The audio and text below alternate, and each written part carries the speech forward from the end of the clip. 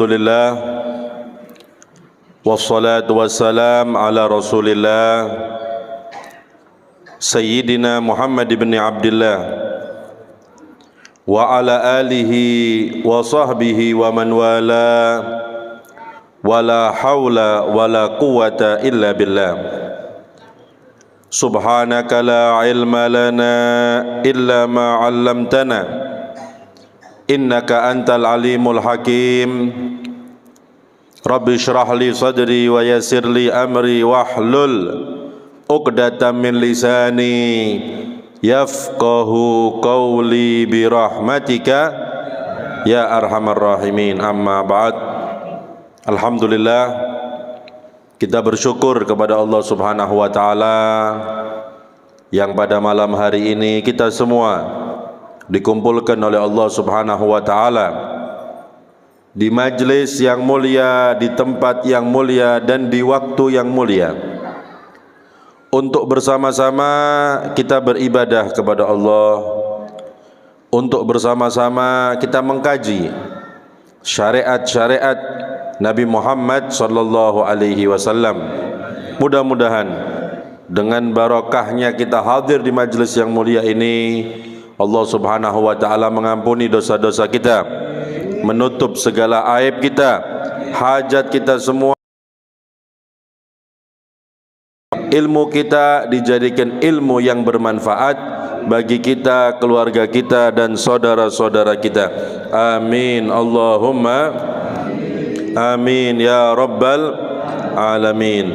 Para hadirin hadirat rahimakumullah, mari bersama-sama kita kaji kajian kita di dalam kitab Risalatu Adabi Sulukil Murid yang ditulis oleh Al-Habib Al-Imam Abdullah bin Alawi Al-Haddad radhiyallahu ta'ala anhu.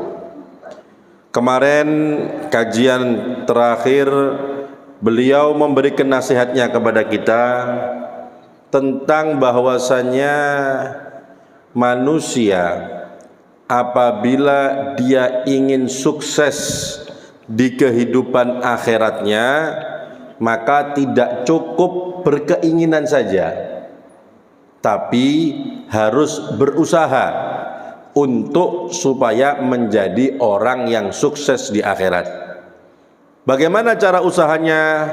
Sholatnya dijaga, amal soleh diperbanyak, maksiat dijauhi. Nah, itu tanda orang yang nanti akan sukses di kehidupan akhirat mereka. Makanya Allah Subhanahu wa taala berfirman, wa sa'alaha sa'yaha wa huwa mu'minun. Orang yang berusaha, tidak kepingin tok, tapi berusaha, ya, kepingin. Waman aradal akhirata wa sa'alaha sa'yaha wa huwa mu'minun.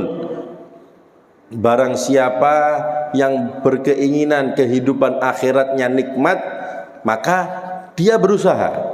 Dan dia berusaha ya sholat, ya zikir, ya ngaji, ya amal soleh, menjauhi maksiat, dan dalam keadaan dia beriman kepada Allah, maka nanti orang tersebut adalah orang yang mendapatkan kenikmatan di akhiratnya. Nah, setelah itu beliau melanjutkan nasihatnya. Wa qala Rasulullah sallallahu alaihi wasallam, wa qala Rasulullah sallallahu alaihi wa alihi wasallam, berkata Nabi Muhammad sallallahu alaihi wasallam, innamal a'malu binniyat wa innamal likulli imri'in ma nawa. Artinya, sesungguhnya keabsahan suatu amal itu tergantung niatnya. Itu yang disampaikan Rasulullah sallallahu alaihi wasallam.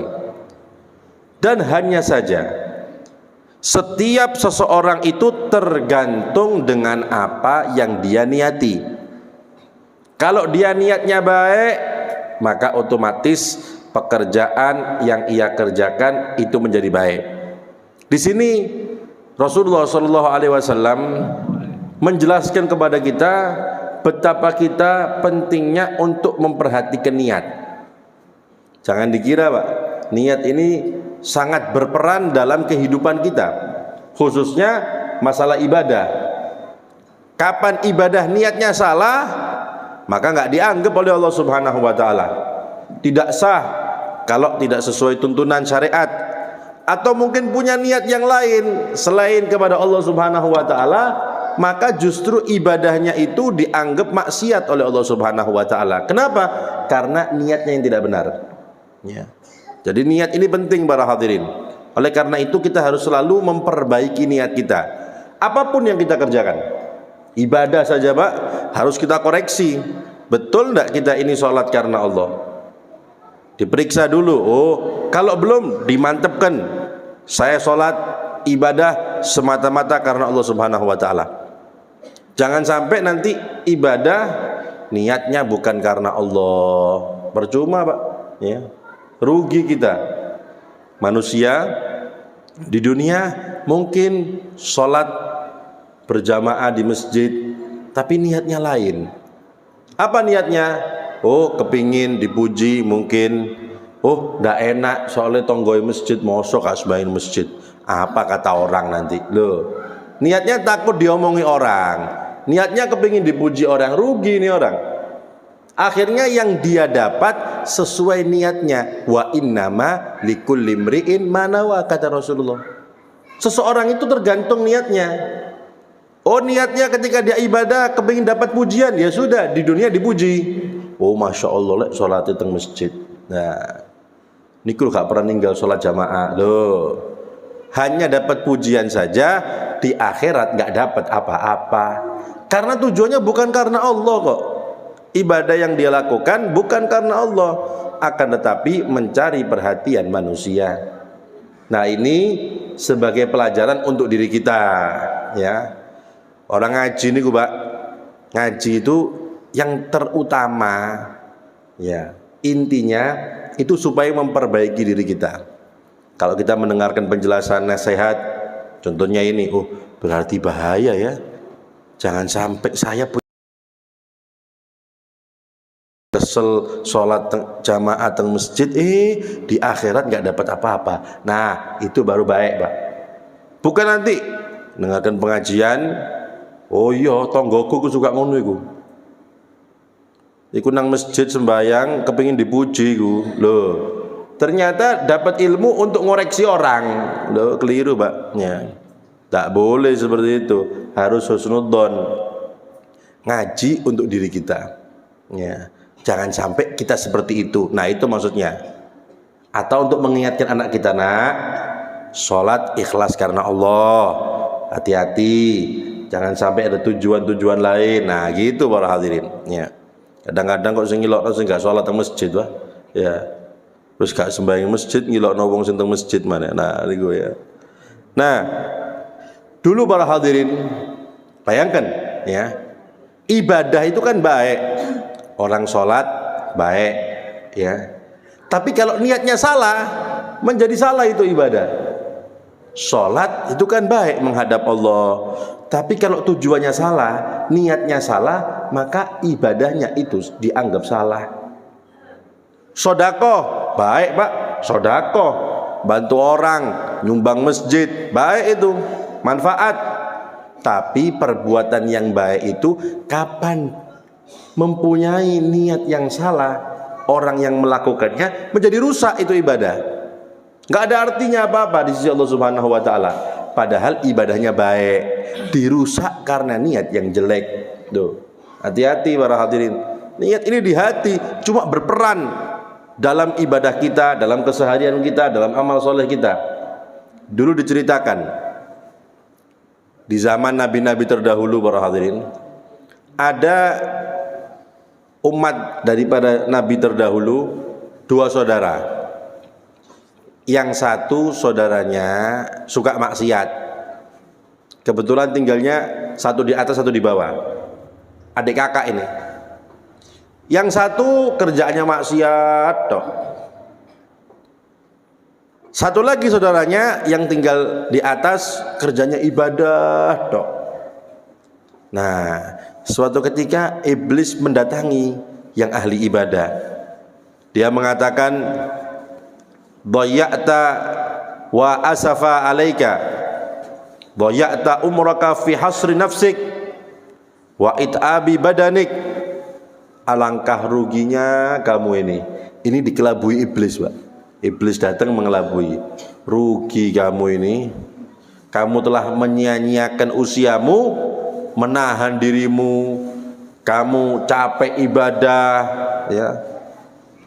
Coba kamu lepaskan sudah, tidak usah ibadah. Itu loh, kamu lihat adikmu dibawa, saudaramu dibawa, enak uripe, maksiat, seneng-seneng. Nanti kalau dia mau meninggal dunia, tobat, ibadah, masuk surga. Lah kamu kesel-kesel puluhan tahun, ujung-ujungnya sama di surganya. Nah, ini iblis mengelabui. Iblis mengelabui. Subhanallah. Adiknya atau saudaranya yang dibawa sadar daripada maksiatnya. Sadar daripada maksiatnya. Ya Allah, enak saudaraku di atas itu ya, ibadah tok kerjaannya. Sedangkan saya ini maksiat tok. Ya sudah, saya mau ke atas ikut ibadah dengan saudara saya. Yang kakaknya itu mau turun ikut maksiat, yang adiknya mau naik kepingin tobat ibadah sama Allah. Subhanallah, tangganya itu patah, Pak, dari kayu dulu ya, jatuh mengenai adiknya, dua-duanya mati. Yang ahli maksiat mati, yang ahli ibadah mati. Akhirnya dampaknya para hadirin ya, yang tadi ahli ibadah yang maksiat, belum mengerjakan ini ya. Adiknya karena dia sudah bertobat kepada Allah, ingin beribadah kepada Allah, bertobat kepada Allah, diterima tobatnya, akhirnya digolongkan dengan orang-orang ahli ibadah. Loh, makanya kita jangan macam-macam nyoba-nyoba maksiat. Iya rek, engko lak tobat sih gak apa-apa. Loh, hati-hati. Ketika kita maksiat, dicabut nyawa kita, mati, meninggal dalam keadaan su'ul khotimah, wal iyadzubillah. Mudah-mudahan kita semua meninggal husnul khotimah. Amin, Allahumma amin ya rabbal alamin. Belum lagi para hadirin, ini pentingnya kita memiliki niat yang baik. Dulu di zaman nabi-nabi terdahulu, umat mereka ketika itu di tempatnya paceklik, Pak. Banyak orang susah makan ya, cari makan itu susah ya. Banyak orang kelaparan. Akhirnya ada seseorang dari umat Nabi terdahulu ini, ya Allah, kesian orang-orang kampung saya ini, kesian orang kota saya ini. Nah, ketika itu dia melewati bukit, Pak. Ya Allah, seandainya saya punya gandum sebanyak bukit itu, semuanya saya sedekahkan, saya akan bagikan kepada mereka yang membutuhkan, biar mereka makan enak, biar mereka kenyang. Kesian mereka itu. Loh, niat, Pak, kalau punya gandum banyaknya sebukit akan disedekahkan. Subhanallah, subhanallah para hadirin. Allah Subhanahu wa taala memberikan wahyu kepada nabi zaman itu. Apa kata Allah kepada nabi itu? Yang kurang lebih seperti ini. Qul li fulan qad qabilallahu shadaqatak wa syakarallahu husna niyatih. Wahai nabi, kamu sampaikan kepada fulan itu yang punya niat baik itu, bilang sama dia, Allah sudah menerima sedekahnya dan Allah bersyukur atas niat baiknya.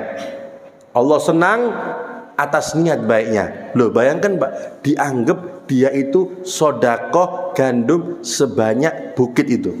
Loh, bayangkan. Cuma niat tok. Tapi diberikan pahala oleh Allah Subhanahu wa taala sesuai niatnya. Loh, bayangkan. Ya. Ini pentingnya kita selalu memiliki niat-niat yang baik. Bahkan nanti para hadirin diriwayatkan, ya, nanti itu di hari kiamat, tahu-tahu Allah Subhanahu wa taala mengatakan kepada seorang hamba di hari kiamat, wahai malaikat pencatat amal baik, kamu catat ibadah untuk hambaku ini. Catat bagi dia ibadah haji, catat bagi dia ibadah perang, catat kepada dia ibadah sedekah, ya. Maka malaikat bingung, ya Rabbana lam nahfadz dzalika minhu wala huwa fi sahifatih.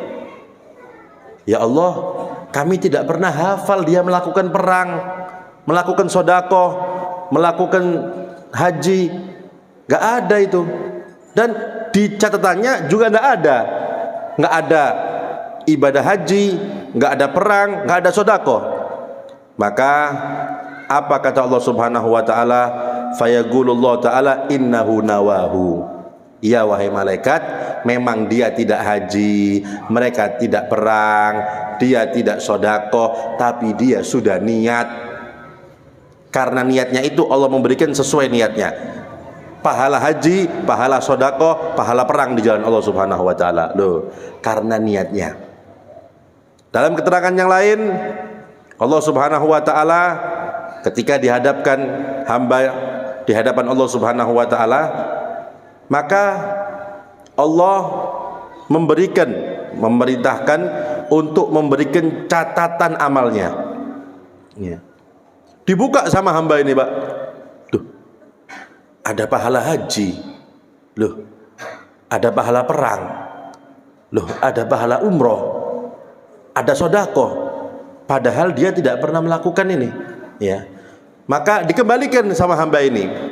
Hadza laisa bikitabi. Ini bukan catatan saya ini. Saya tidak pernah haji kok dalam hidup saya. Saya tidak pernah perang, saya tidak pernah sedekah seperti itu. Ya. Maka Allah Subhanahu wa taala mengatakan, hadza kitabuka. Itu adalah catatanmu, kitabmu. Li'annaka ishta umran tawilan wa anta taqul law kana li malun hajajtu minhu law kana li malun tasaddaqtu minhu fa araftu dzalika min sidqi niyatik wa a'taituka thawaba dzalika kullih, ya, wa a'taitu thawaba dzalika kullihi. Kata Allah Subhanahu wa taala, itu kitabmu, ya. Karena engkau diberikan umur yang panjang, kemudian engkau mengatakan, seandainya saya punya harta, saya akan bersedekah. Seandainya saya punya harta, saya mau haji, saya akan melakukan kebaikan dengan uang saya, ya. Maka Allah mengatakan, aku berikan kepadamu pahala itu secara keseluruhan. Kenapa? Karena kebaikan niatmu. Loh, bayangkan, karena niat, Pak, ya. Karena niat yang baik diberikan pahala yang besar dari Allah Subhanahu wa taala. Makanya mulai sekarang kita niat, ya Allah, kalau punya uang saya haji, kalau saya punya uang kepingin nyumbang masjid, pondok pesantren. Nah, seandainya tidak keturutan, kita sudah dapat pahalanya. Loh. Tapi niat ini para hadirin, syaratnya an la yukadzibuhal amal. An la yukadzibahal amal. Niat itu tidak boleh didustakan oleh pekerjaan, ya. Apa tandanya niat yang seperti ini dapat pahala? Ada orang niat seperti ini, ya Allah, kalau saya dapat rezeki 200 juta saya umroh, atau 100 juta saya pergi umroh, ya. Subhanallah, mungkin setelah setahun, Mbak, 2 tahun berjalan, temenan dikasih 100 juta sama Allah rezeki. Ayo, ingat niat yang dulu. Ya apa? Kalau dia betul-betul umroh dengan niat, dengan uangnya, berarti niat yang dulu betul. Itu niat asli dari hatinya. Tapi kalau sudah dapat 100 juta, kemudian dia wis engko dhisik wis, kayak modal kerja dhisik, engko untuk duit, dapat faedah lagi, saya baru umrah. Oh, berarti niat yang dulu bohong, nggak dapat pahala, Pak. Ya, percuma. Berarti itu niat di mulut tok, goro, bohong. Ya. Karena syaratnya niat yang baik yang mendatangkan pahala itu tidak boleh didustakan oleh amal. Kalau emang takdirnya diberikan harta, sesuai niatnya dilakukan, berarti dulu niatnya baik, betul, karena Allah. Kalau enggak, berarti bohong. Ya. Makanya ketika kita niat, Kita akan dipertanggungjawabkan dengan niat kita itu. Ayo, temenan enggak? Saya pokoknya kalau saya punya sepeda motor sing anyar, hadir pengajian wis. Sepeda motor ku elek sih. Temenan, Pak. Setelah 1 tahun sepeda motor anyar. Ayo. Iya. Engko nek duwe motor wis kan. Gero. Dikasih mobil. Iya, masih banyak sibuk. Wah, oh berarti kudu kayak kerondo, Pak. Dikasih keranda mlebu masjid baru ya kan. Ya. Mati, Pak, maksudnya ya. Nah, tidak boleh kapan kita niat yang baik, ketika kita mampu harus kita lakukan sesuai niat kita dulu. Nah, itu berarti niat kita betul. Kalau enggak berarti bohong. Ya. Nah, ini para hadirin, hadirat rahimakumullah, pentingnya kita memiliki niat yang baik. Ulama mengatakan, menjelaskan, ya, termasuk keistimewaan umat Nabi itu, kalau ada orang niat jelek, itu nggak dianggap dosa sampai dia mengerjakan. Kalau dia punya niat jelek, tapi nggak dikerjakan, maka tidak dianggap dosa, nggak dicatat dosa, kecuali sampai dia mengerjakan, baru dicatat dia berdosa. Ini keistimewaan umat Rasulullah SAW. Karena Pak, kalau umat dulu Pak, sebelum Rasulullah, niat maksiat, tulis malaikat maksiat berarti. Loh, bayangkan. Ya. Duit iki kayak judi enak iki. Wow, langsung malaikat. Itu umat zaman dulu seperti itu. Wah, berat Pak. Niat tok loh ini, belum mengerjakan dianggap melakukan dosa. Loh. Itu umat terdahulu seperti itu. Nah, keistimewaan umat Rasulullah SAW, kapan ada orang memiliki niat jelek, kepingin maksiat tapi nggak dilakukan, maka tidak dianggap dosa, nggak dicatat dosa oleh malaikat. Nah, tapi Pak, di sini ulama menjelaskan, ya, maksud tidak ditulis dosa itu apabila dia mengurungkan niat jeleknya, atau emang nggak melakukan, ya, atau dia kepingin melakukan kemudian dia sadar, ya Allah, dosa itu haram, mendatangkan laknat itu, tidak jadi. Nah, itu maksudnya tidak dianggap dosa. Contoh Pak, contoh, ada orang, ya, contohnya ini, ada orang dia mau maksiat, ya, mau judi, nggak duit Pak, bawa uang ini, berangkat sepeda motoran, tengah jalan ingat, astagfirullahaladzim, judi itu kan haram, saya kalau teruskan dapat murka Allah ini, balak nanti di dunia, balak di akhirat disiksa, tak jadi. Nah, tak jadi maksiat, nggak ditulis maksiat oleh Allah Subhanahu Wa Taala. Kenapa? Karena belum mengamalkan, ya. Tapi kalau dia tidak jadi melakukan bukan karena niat, tapi ada faktor-faktor yang lain yang menjadikan tidak jadi maksiat, maka tetap dosa. Contohnya Pak, contohnya ada orang naik sepeda motor, sudah siap ini, di pacaran mungkin Pak, ya, terus janjian lagi, ya ketemuan ya, biasa dia pacaran, warung apa gitu ya, ya, atau di mana, mall mungkin, ganteng Pak, nggak minyak wangi kan gitu ya. Sampai tengah jalan karena udan kepreset nyosop Pak, paham enggak? Gak sido pacaran mlebu rumah sakit, paham enggak? Akhirnya di rumah sakit, alhamdulillah gak sido maksiat, tetap dosa. Yang seperti ini tetap dosa. Kenapa? Seandainya dia tidak kepreset tetap berangkat kan? Tetap, makanya dosa. Karena dia mengurungkan bukan karena niatnya. Memang faktornya seperti itu. Atau di tengah jalan ditilang polisi, golong kamu terus polisi, tidak jadi, akhirnya dia maksiat, ya, tetap dapat dosa. Kenapa? Seandainya dia tidak ditangkap polisi, tetap melakukan maksiat orang ini. Jadi ini maksiatnya batal bukan karena niat dia tobat atau sadar, bukan, tapi ada faktor-faktor yang lain yang menjadikan dia tidak jadi maksiat. Yang seperti ini tetap dosa. Kenapa? Karena ulama mengambil daripada hadis Rasulullah SAW. Nabi itu pernah mengatakan seperti ini para hadirin.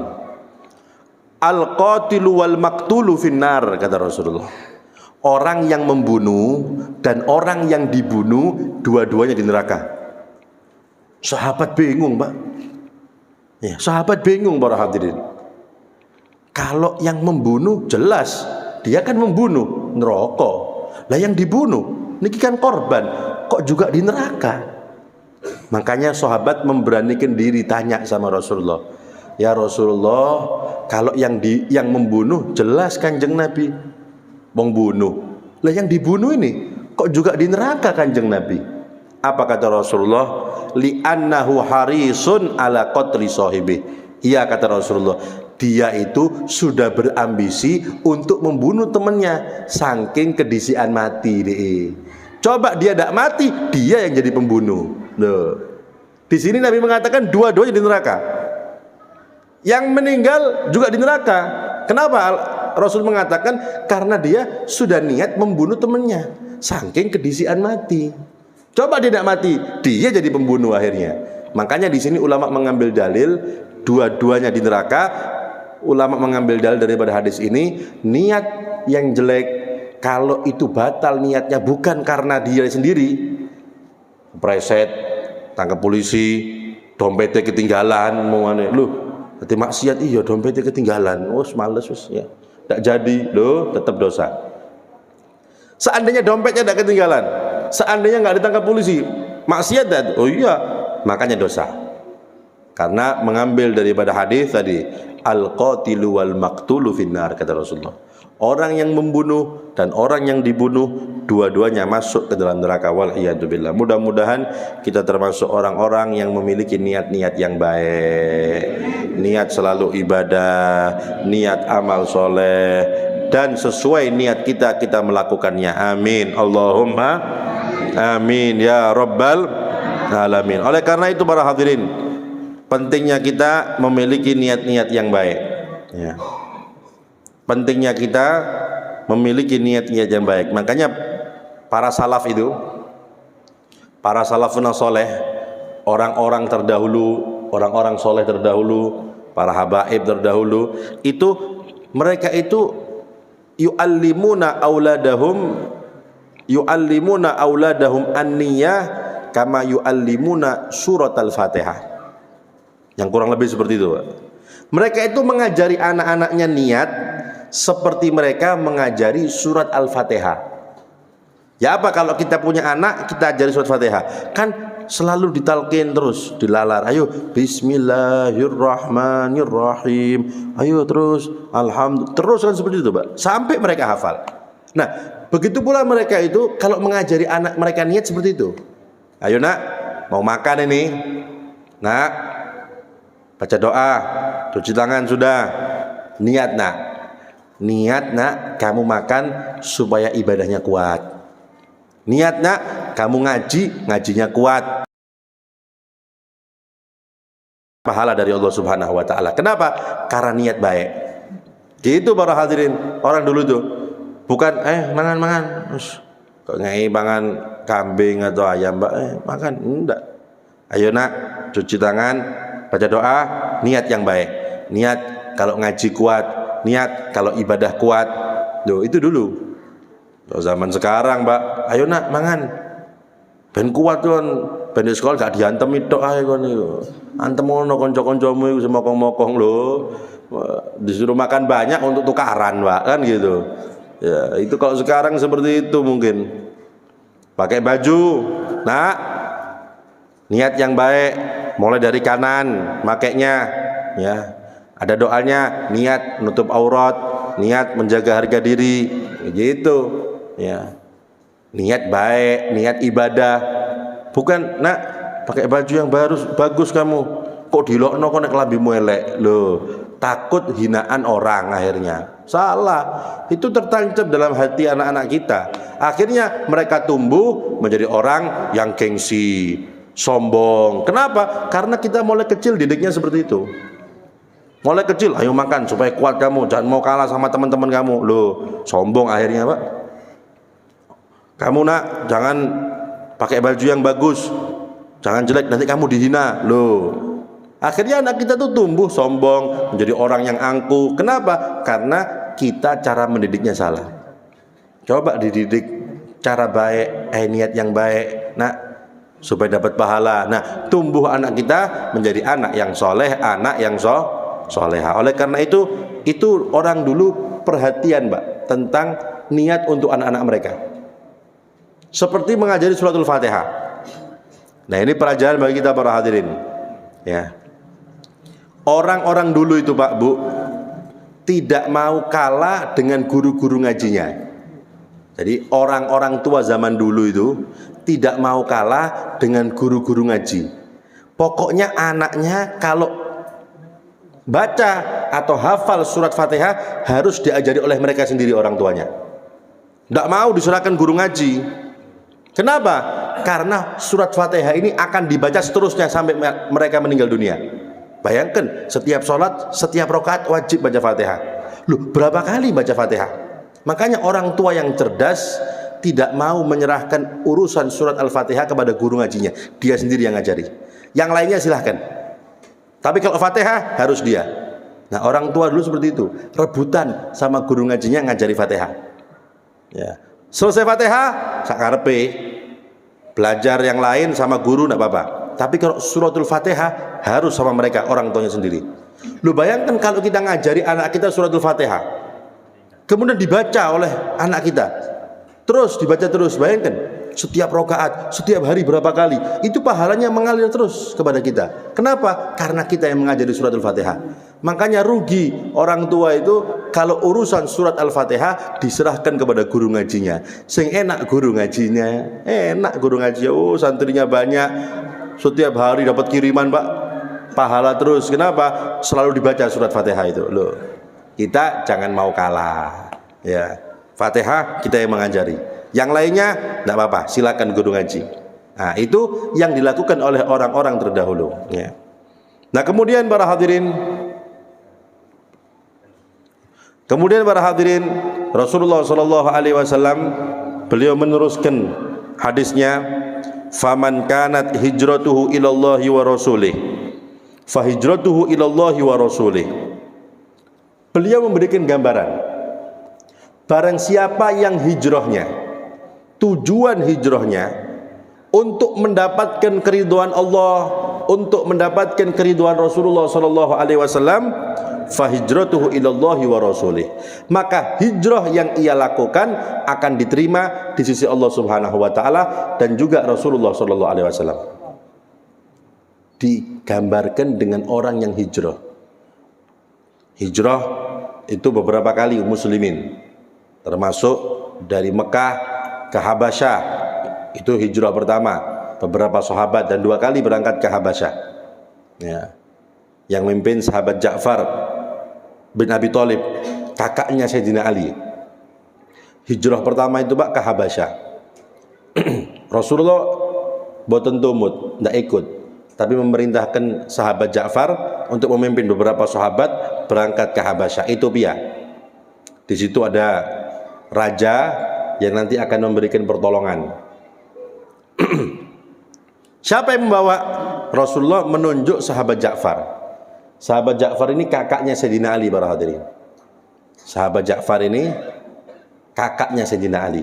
Ganteng, Pak, sahabat Ja'far ini. Orangnya ganteng. Nabi pernah mengatakan kepada sahabat Ja'far, asbahta khalqi khalqak. Yang kurang lebih seperti itu. Wahai Ja'far, kamu menyerupaiku dari segi fisik. Fisikmu itu mirip saya. Itu maksudnya. Berarti ganteng, Pak, sahabat Ja'far. Yang ngomong Rasulullah ganteng, para hadirin. Ya.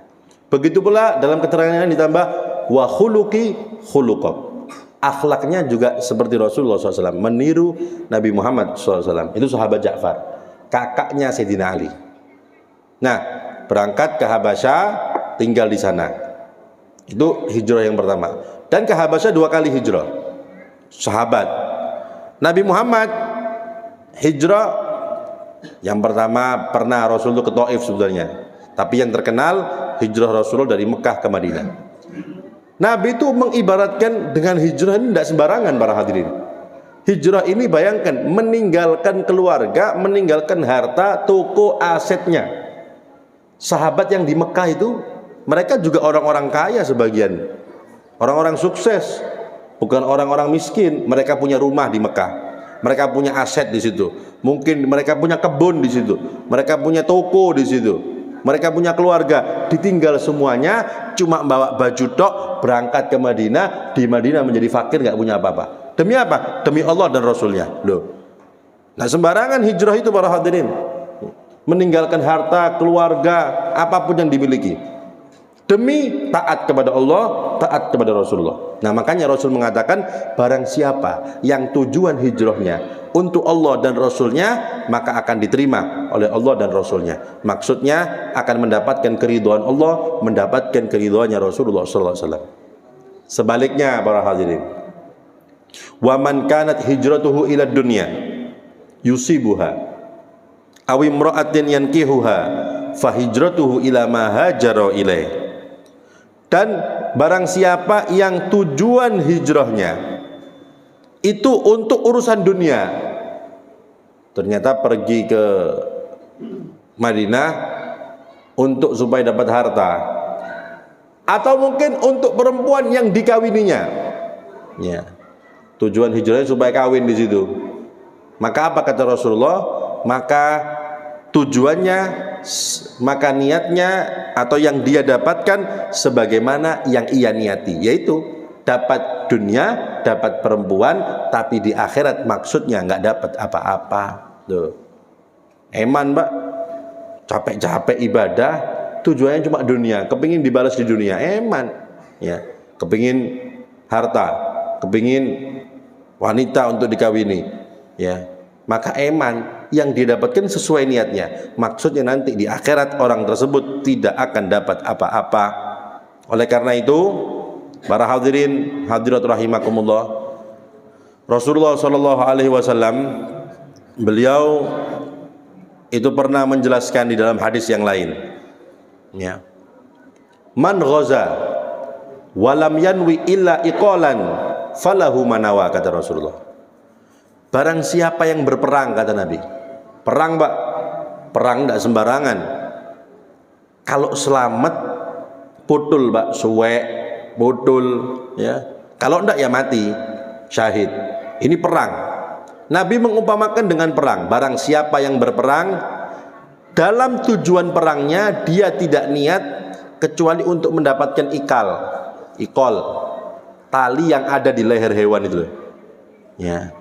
Apa kata Rasulullah? Falahu manawa. Yang ia niati itu yang dia dapatkan. Maksudnya ibadah yang besar seperti perang yang taruhannya nyawa, kalau niat yang melakukan itu sedikit saja untuk niat dunia, maka tidak dapat apa-apa di akhirat. Yang dia dapatkan yang sedikit daripada urusan dunia. Padahal cuma mendapatkan ikal tok, ikut perang cuma dapat tali, yaitu yang dia niati. Lo bayangkan, ya, apalagi dia punya niat dunia yang besar. Ini cuma niat sedikit saja daripada dunia, itu berpengaruh. Akhirnya ibadahnya tidak akan dibalas apa-apa nanti di akhirat oleh Allah Subhanahu wa taala. Kita, Pak, apalagi cuma sodakoh kita, apalagi cuma haji kita, apalagi cuma umroh kita, ngaji kita, eman. Makanya dibutuhkan niat yang baik. Niat semata-mata kalau kita ibadah karena Allah Subhanahu wa taala. Ikhlas karena Allah Subhanahu wa taala. Ikhlas itu al-amalu li ajlillah. Beramal semata-mata hanya karena Allah Subhanahu wa taala. Tidak ada tujuan yang lain. Nah, itu termasuk tanda orang yang cerdas. Orang yang cerdas itu tidak mau ibadahnya dibalas di dunia. Lah apa Pak, rugi Pak. Kepingin dibalas di dunia, rugi. Berapa sih kita dapat balasan di dunia? Paling kalau dapat uang, berapa sih uang yang kita dapatkan? Kalau jabatan, berapa lama sih kita menduduki jabatan? Tapi kalau nanti Allah yang membalas di akhirat, oh tidak sembarangan Pak, berlipat-lipat ganda balasan dari Allah Subhanahu wa taala. Makanya orang-orang terdahulu, para aulia, para sholihin, mereka tidak mau ibadah mereka, amal soleh mereka itu dibalas di dunia, tidak mau, nanti di akhirat. Tidak berharap dan tidak ingin amal ibadahnya itu dibalas di dunia. kepingin nanti di akhirat. Meskipun itu sudah otomatis para hadirin. Otomatis Pak, kapan kita ini ibadah sama Allah, kita beramal soleh, pasti kita akan diberi urusannya, dimudahkan oleh Allah Subhanahu wa taala, itu sudah pasti. Tapi tidak usah diniati. Ya. Makanya Allah mengatakan dalam Al-Qur'an, "Man amila sholihan min dzakarin aw untha wa huwa mu'minun, falanuhyiyannahu hayatan thayyibah, wa lanajziyannahum ajrahum bi ahsani ma kanu ya'malun," kata Allah. Barang siapa yang beramal soleh, mau laki-laki atau perempuan, dalam keadaan beriman kepada Allah Subhanahu wa taala, apa janji Allah? Falanuhyiyannahu hayatan thayyibah, maka kami akan berikan kehidupan yang nikmat, yang baik kepada orang itu. Loh, janji Allah ini. Orang yang amalnya soleh, menjaga ibadahnya, menjauhi maksiat, kehidupan dunia akan diberi kenikmatan oleh Allah Subhanahu wa taala. Itu di dunia, Pak.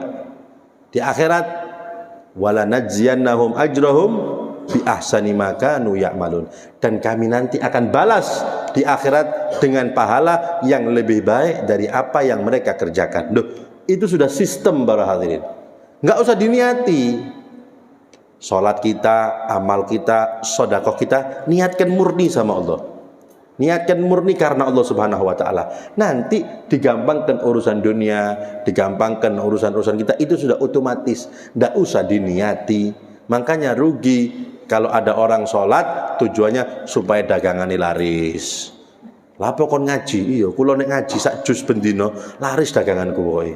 Loh, akhirnya ngaji supaya dapat rezeki. Rugi, ya dapat rezeki tok, di akhirat ya dapat apa-apa itu orang. Ya. Saya ini kalau sholat tahajud, wah, langsung subhanallah, rezeki langsung ngalir. Ya, makanya saya tidak pernah ninggalkan tahajud. Ben apa? Ya ben rezeki tok kan gitu loh. Rugi ya kan? Salatnya untuk uang. Salat ibadahnya kepingin dibalas dirinya, rugi. Tapi kita berusaha. Itu harus butuh riyadhah para hadirin, butuh usaha. Semata-mata karena Allah. Ibadah karena Allah. Tidak ada niat yang lain. Mengharap ridha Allah, mengharap balasan Allah, mengharap pahala dari Allah, berharap masuk surganya Allah. Nah, itu yang perlu kita usahakan. Ya, oleh karena itu para hadirin, mudah-mudahan dengan barokahnya kita hadir di majelis yang mulia ini, Allah Subhanahu wa taala memberikan kita kekuatan untuk kita bisa melaksanakan ketaatan kepada Allah Subhanahu wa taala. Kita diberi kekuatan untuk bisa menjauhi larangan-larangan Allah Subhanahu wa taala. Usia kita semua dipanjangkan oleh Allah Subhanahu wa taala dalam keadaan sehat wal afiyah fi taatillah. Hajat kita semua dikabulkan oleh Allah Subhanahu wa taala. Yang sakit di antara kita disembuhkan oleh Allah Subhanahu wa taala. Yang susah digampangkan oleh Allah Subhanahu wa taala. Mudah-mudahan anak-anak kita semua dijadikan anak-anak yang soleh dan solehah, anak-anak yang berjalan di jalan Nabi Muhammad, anak-anak yang bisa kita banggakan di hadapan Nabi Muhammad sallallahu alaihi wasallam. Dan mudah-mudahan masjid ini dimakmurkan oleh Allah Subhanahu wa taala, makmur dengan ilmu agamanya, makmur dengan ibadahnya, makmur dengan rezekinya. Amin Allahumma amin ya rabbal alamin. Dan mudah-mudahan kelak di akhirat kita semua mendapatkan syafaat Nabi Muhammad sallallahu alaihi wasallam. Kita dapat minum telaga dari tangan Nabi Muhammad sallallahu alaihi wasallam ketika melewati sirat, dituntun oleh Rasulullah sallallahu alaihi wasallam, dan di surga kita semua dikumpulkan dengan Nabi Muhammad sallallahu alaihi wasallam. Amin Allahumma amin ya rabbal alamin. Kurang lebihnya saya mohon maaf. Wabillahi taufiq wal hidayah. Wassalamualaikum warahmatullahi wabarakatuh. La ilaha illallah al-mawjud fi kulli zaman.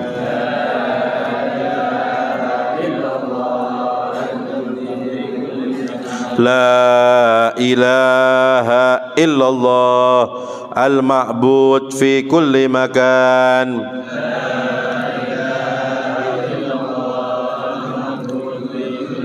La ilaha illallah al-madhkur bi kulli lisan.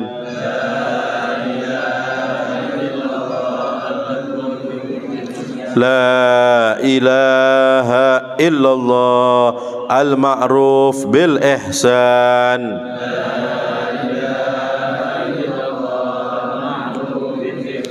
لا إله إلا الله كل يوم هو في شان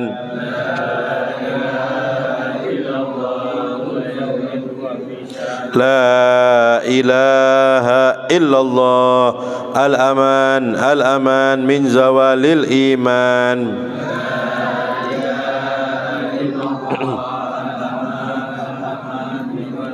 ومن فتنة الشيطان يا قديم الإحسان كم لك علينا من إحسان إحسانك القديم يا حنان يا منان يا رحيم يا رحمن يا غفور يا غفار اغفر لنا وارحمنا وأنت خير الراحمين وصلى الله على سيدنا محمد وعلى آله وصحبه وسلم اللهم اهدنا فيمن هديت وعافنا فيمن عافيت وتولنا فيمن توليت وبارك لنا فيما أعطيت وقنا برحمتك شر ما قضيت فإنك تقضي ولا يقضى صلى الله على سيدنا محمد النبي الأمي وعلى آله وسلم والحمد لله رب العالمين سبحانك